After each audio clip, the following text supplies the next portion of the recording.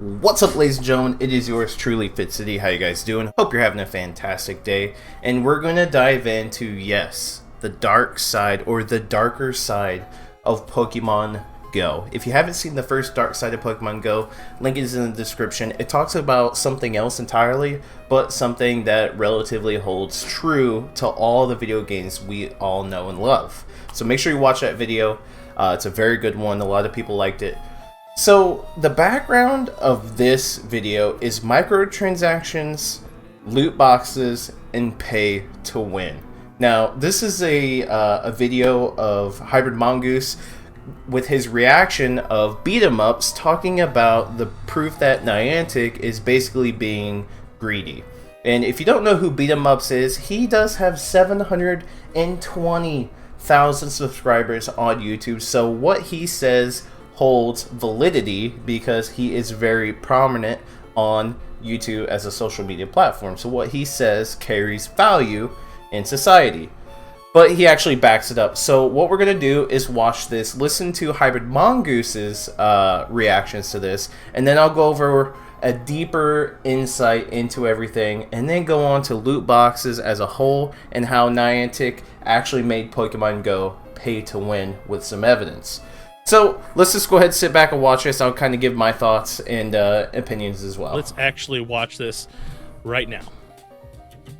I do my ending point. I did say I wanted to take a look at Pokemon Go. For the sake of this video not being too long, I'm going to keep this short. Niantic have done some really scummy things, and there's one in particular I want to draw attention to here. But the thing I think is scummy in general about Pokemon Go is I've never seen a game hide its loot boxes so well in plain sight. The thing about these other free Mario Nintendo games is that you play them, there's options there, but they're over there. The thing about Pokemon Go is the loot boxes, they literally give them to you like candy. They give you the boxes and that you're trapped with them on your possession in your inventory. These eggs, they throw them at you whether you get a present from someone, you go to a Pokestop, there's an egg.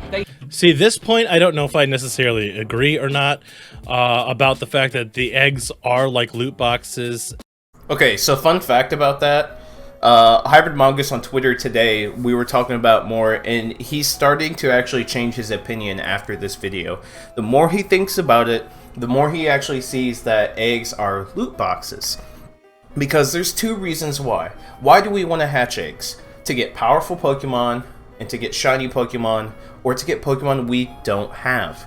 Now, we all know that there are rates in which each specific Pokemon, and including shinies, will hatch. These rates are not disclosed to us, therefore it is similar to a loot box. Now, of course, we get a free incubator, but if you purchase incubators, you have arguably, well, not arguably, mathematically, a higher chance of getting what you want because you're hatching more of these in a shorter period of time and more of them over a longer period of time.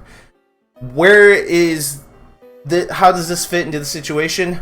There's a paywall right there, and this also just goes to show that it's not eggs are technically a loot box. They technically are. They're random. You don't know what you're gonna get. You have to pay money. You don't have to. Free-to-play players obviously can buy incubators, but it takes a long time to get those. Incubators, 150 coins to 200 coins. That is 3 or 4 days of full gym control to get your free 50 coins in order to purchase one incubator, whether it be a regular incubator or a super incubator. But it's still locked behind a paywall for your advantage to complete the Pokedex or get your shinies or get powerful Pokemon. And then again, let's go into that a little bit farther. You're also trying to get good IVs, and that's randomly rerolled too, and it's a vicious cycle. And we all know about the vicious cycle of egg hatching. We really do.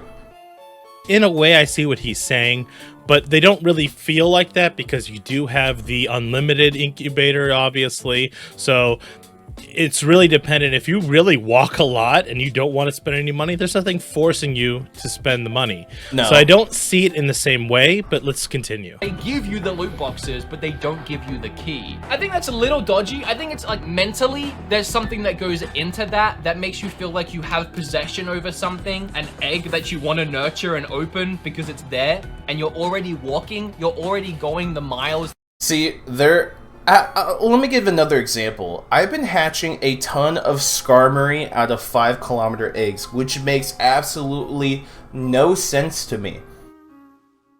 The 5-kilometer egg pool is by far the most vast egg pool in Pokemon Go. And the fact that I will hatch... Let's say I've hatched 20 5-kilometer eggs. At least 8 of them have been Skarmory, and I'm not joking. That's a problem. That means none of these Pokemon have equal rates of hatching out of 5-kilometer eggs. So instead of having the joy of hatching a bunch of random 5-kilometer egg Pokemon, I'm having frustration of hatching a really crappy Pokemon in Skarmory out of 5-kilometer eggs. And that's part of the issue of the loot box situation, because loot boxes are random. Why the hell are eggs random? Well, it's because they're technically a loot box hidden within the game. The kilometers that go into hatching things, and it's like you're wasting your time not hatching the things you have in your possession. This isn't updated, by the way, but he's just showing an example. I think there's something mentally there that makes you want to go and then spend money to open it. Of course, this is true. I mean, anybody who has incubators in the inventory, yes, you would feel this way. You would feel like you wanted to hatch those eggs. Everybody's gone through it. I myself have gone through it, and I get his point there. But again, I don't feel like the eggs are loot boxes, not per se. Now, like I said, he has kind of changed his opinion. I might be able to find out on Twitter when we get that far. If you just bought the eggs, let's say there was a store, you could go and buy an egg, you could adopt an egg or whatever, instead of buying an incubator, which is like $2, $3 or whatever, you buy an egg for $2 or $3, now you have it, now you've opted in. I think mentally, they would make a lot less money doing it that way, which is why they didn't do it that way. But fine, let's say you're gonna kind of... Because okay, so this is a good point. This is a very good point. So what he's saying is basically, if the eggs weren't put into the store, many people wouldn't buy the eggs because they might not just don't want to do it. But the fact that eggs are given to you and you have them, you're like, well, hatching, you know, all these 10-kilometer eggs with a regular incubator kind of sucks. I need to buy more incubators so I can get rid of them and refresh my batch. You're the kind of person that even though you have these eggs, you don't feel like you need to buy incubators. You get one free one, and you'll just hatch your free one with that incubator. And the fact that you have 8 other eggs in your inventory doesn't mess with your OCD like it does mine. I couldn't find the percentage rates for like all the Pokemon, and I feel like it does change all the time. But for example, hyper rare Pokemon, at like 3.4% of getting a hyper rare Pokemon. This is out of the 7-kilometer eggs, and this was a huge issue too. He's gonna go into the math, but we literally do not have rates for every single Pokemon. We literally don't. We don't. Pokemon in one of these eggs. And another thing is we have to do our own research. That's another bogus thing. These rates should be disclosed to us beforehand. The Silph Road's been doing a bunch of research to figure out these rates for us, but that shouldn't be the case to begin with. The games like Fire Emblem and Mario Kart, it isn't about getting all the characters. It's not about having a complete roster. But in Pokemon, the aim of the game is literally catch them all. You have to catch them all. That is the point. That's what drives you. Yeah, is catching them all. True, because yes, catch them all. Coins to get the base of course. incubator, $1 to get 100 coins. So it's $2 per incubator at a 3% chance of actually getting the one Pokemon you need. Do the math. To hatch these unknown Pokemon, lots the of ones money. that are in like the shapes of letters and stuff. Yeah, this was really bad. Bad event. Ever since the unknown event, it's been terrible. Look at that. In a 10k egg. So in order to have at least a 50... So I know that Chi, and I wish he was here to chime in on this, he actually did hatch a ton of eggs during the unknown event and got 0. 0. Okay, so if you look at that, unknowns out of 10-kilometer eggs is approximately 12 out of 332. So in order to have a 50% chance to hatch an unknown, you've got to hatch 19 eggs at 63 eggs. That's insane. That is insane. Anyway, to hatch an unknown, you have to hatch 19 eggs at 63 eggs. So 19 eggs, 6 incubators times 3. Let's just say they're you're at super incubators. So at 100 eggs, He's at just gonna do the $2 math an for egg, us. you're Yeah. at $200 to get one of these. This is the problem I have. Niantic has been changing the rates, and he'll go further into this because there's actually proof. But Niantic has been changing the rates during events. So let's just keep going. Out of the 28. Let's hope you don't get a double the second time around. And at the end of the day, if you don't have an issue with any of this, I want to look at this. I'm actually subbed to the Pokemon Go subreddit, and I actually did see this thread when it came up. With the most recent Shiny Regional Egg event, we have evidence presented that the rates were changed from 1 out of 50. This is the thing I am angry about. Guys. Yeah, this is it. Okay, so this is it. Guys, when the Shiny Regional Eggs came out, my very first egg was a Shiny. And that's because the rates were in 1 out of 50 on that Friday. Then over the weekend, they changed the rates from 1 to 150 without telling us. At all. Guess what would happen if they did that and they told us? We wouldn't be buying very many incubators and hatching very many eggs because we know damn good and well that we probably won't hatch one. So the expectations would have been lowered. But 1 out of 50... that's reasonable. I hatched one off my first egg, luckily. Some people were hatching some, luckily, within the first day. But then as days went on, it was a no-go. People literally just were not hatching eggs. At all. So... this is shady. And this is going to be the last part of the video, so let's watch this. And it's going to go into some legal stuff as well. Read this. There is evidence presented from the Sylph Road that the rates were changed to 1 out of 150 to get a Shiny Regional. They changed the drop rates during this event. So see, the problem I have is during the event. The rates were one way, and then they changed it because they knew that everybody was going to be buying incubators like crazy. Yep. So let's continue. It was harder. It was 3 times harder, I think, math, to getting one of these things. Here's the thing. Like this guy, for example. Typically, I will buy 20 to 30 incubators per event. So he bought these incubators and then found out they had changed the hatch rate. They found in Apple's App Store Developer Guidelines Listen to this. in section 3.1.1, now we're getting technical, clearly states that apps offering loot boxes or other mechanics that provide randomized virtual items for purchase must disclose the odds of receiving each type of item to customers prior to purchase. Okay, so that's where the legal stuff comes in. And this is Apple Store's rule, and this is what's called, I'm in a business legal class, this is what Niantic would be doing since since Apple's allowing Niantic to put their game on their store, and then Niantic's going through these, not disclosing these things, this is what's called a breach of contract. Niantic and Apple have a contract and agree to be put on the store as long as they follow Apple's rules within their Apple Store. But this is a breach of contract and can be taken to court. Now, going further, this is on December 21st, 2017 is when Apple did this. They basically said that earlier this year, China's Ministry of Culture released new rules governing randomized loot boxes that require developers to explicitly reveal the probability of getting specific items from loot boxes, forcing games like Dota 2 and League of Legends to reveal the exact numbers behind loot drop rates for the first time.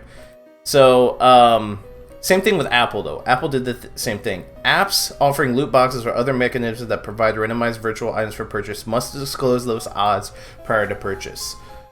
So there we go. Now, let's take it even further. That was back in 2017. This is basically just confirming what Beat 'em Ups said. This is something this year, May 8th, 2019, Senator introduces new legislation banning video game loot boxes pay-to-win features. They said, and you can argue that that Pokemon Go is a game designed for kids. When a game is designed for kids, game developers should be allowed to monetize addiction. And Holly in this statement said Holly in this statement. And when kids play games designed for adults, they should be walled off from compulsive microtransactions. And another thing is he said the Senator also called out the use of these loot boxes, a collection of random rewards players earn in free and paid games. Holly said that the boxes combine the addictive properties of pay to win with the compulsive behavior inherent in other forms of gambling. So, what more do I need to say? Pokemon Go is, when you really think about it, don't have any bias. Just clear your mind and think logically for 2 seconds. Is Pokemon Go a pay-to-win game? The answer is yes. Now, I know what you're thinking. Fitz City, what in the world can you do in Pokemon Go that gives you a competitive advantage over other people? One, and this is the present case, and then we'll go into another case, which is going to be a future case. But one, for the present case, is gyms. Holding gyms requires you to have a lot of golden raspberries. Golden raspberries allows you to defend a gym from afar as long as you have an internet connection.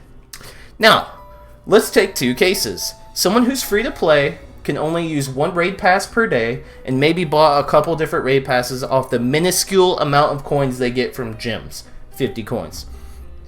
So let's say they do a couple raids, they get about, 12 golden raspberries. That's all they have. Then you got Larry over here dropping hundreds of dollars on raids, going on raid trains, and he has 300 golden raspberries. Well, the free-to-play player's going over to Larry's gym, he's trying to take it out.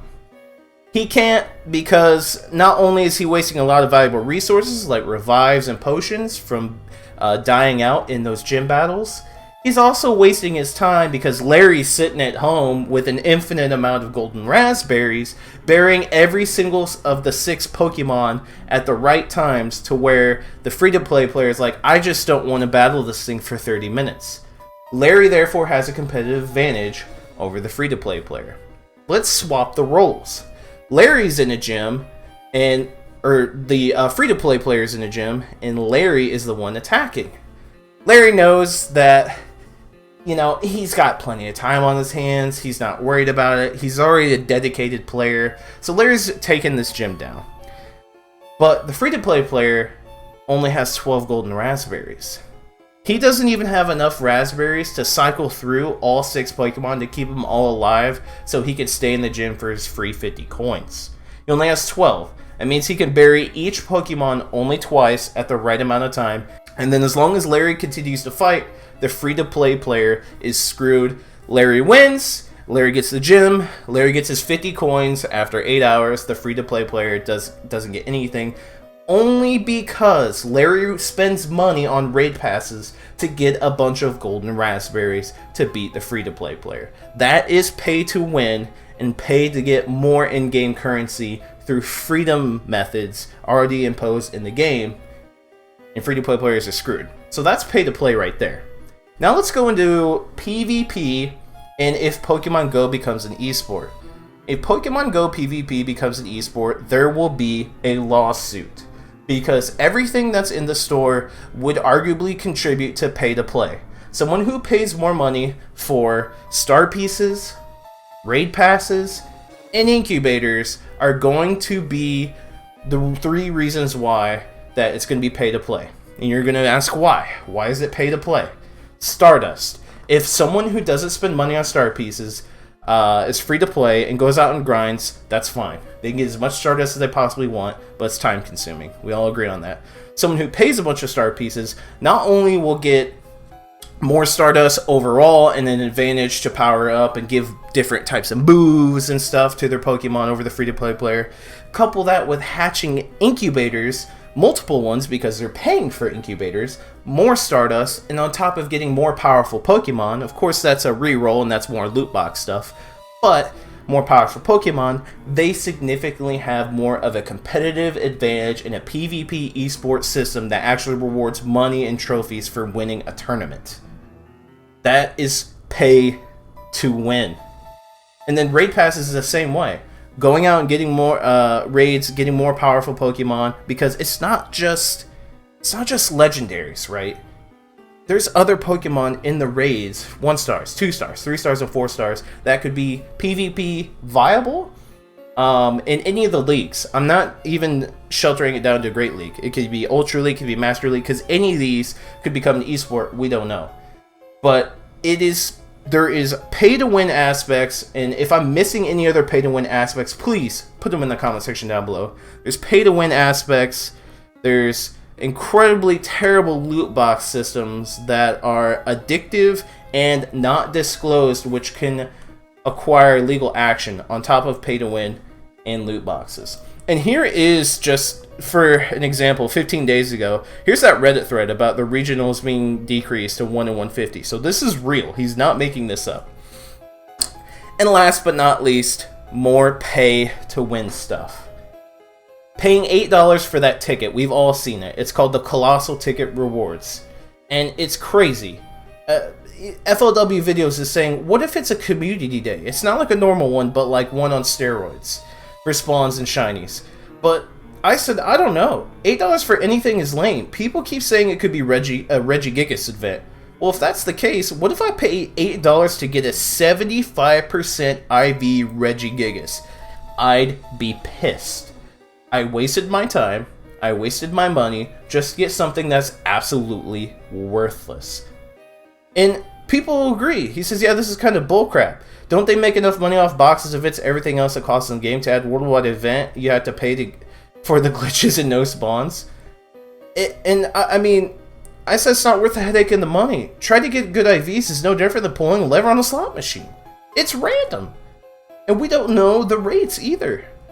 So Niantic's treading in really bad territory. They can literally get a lawsuit and get sued for these ways. Now, one last thing I want to end with. Am I playing devil's advocate? No. Do I love this game? Yes. But am I aware of what they're doing? And should I speak out about it? Yes, because I'm informing you guys. I care about you guys. I care about the community overall. I don't care about Niantic and the company. They're already making millions of dollars. But if they keep throwing things in the game as it goes on and progresses and hazes things over and actually does illegal activities or breaches of contract with a company, they could go to court. Apple could take them to court because they breached their contract. And trust me, I know this. I'm in a business law class right now and we went over breaches of contract and court cases. So I'm fairly decently educated on this concept. So I want to know what you guys think in the comment section down below. Let me know what you guys think about just the whole thing about the money making pit. Again, if you haven't seen the last Dark Side of Pokemon Go, make sure you do. It's just the community reaction has been fantastic. A lot of you guys are rightfully and virtuously upset. Like, this isn't a small amount of community that's really upset about all this stuff. It is a large amount, so you're not alone. Again, I can't stress enough, I want to hear you guys' comments in the comment section down below. Smash that like button, subscribe if you have done so already, be a part of the Fitz City fam. That's your boy Fitz City, I'm signing off. See you guys in the next Pokemon Go video.